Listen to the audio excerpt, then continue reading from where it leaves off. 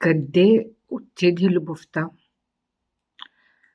Всички хора искаме любов, но правим ли нужното, за да я имаме, или имаме по-скоро страх от отхвърляне?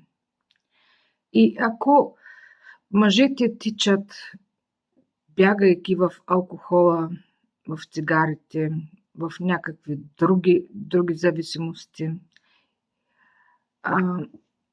или си гледат колите,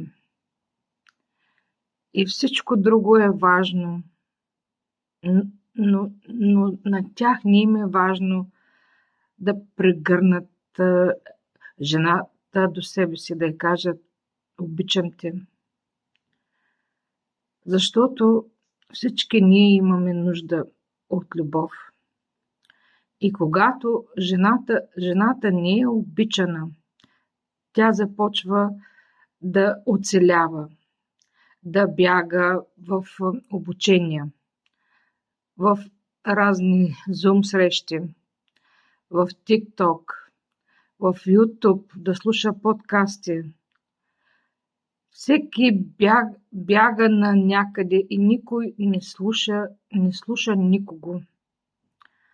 Всичко това се дължи на страха от отхвърляне, който може би се е случил в детството, когато са искали да ти обърнат внимание, но твоите родители са били прекалено заети с домашни задължения и с всякакви други дейности. И така човек пораства, но тази травма остава. Страхът от отхвърляне, той е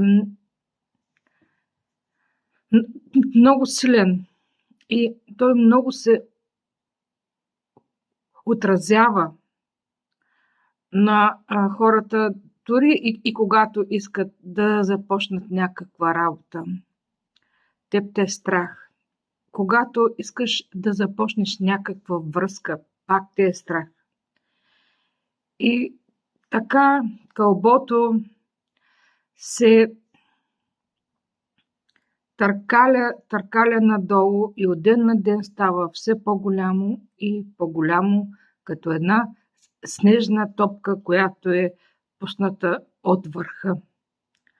Ако ти имаш такива страхове, заповядай на един 30-минутен разговор с мен. Аз съм Русица Атанасова и съм Бахов терапевт и квантов практик и работя с негативните емоции и с страховете на хората. Ако искаш,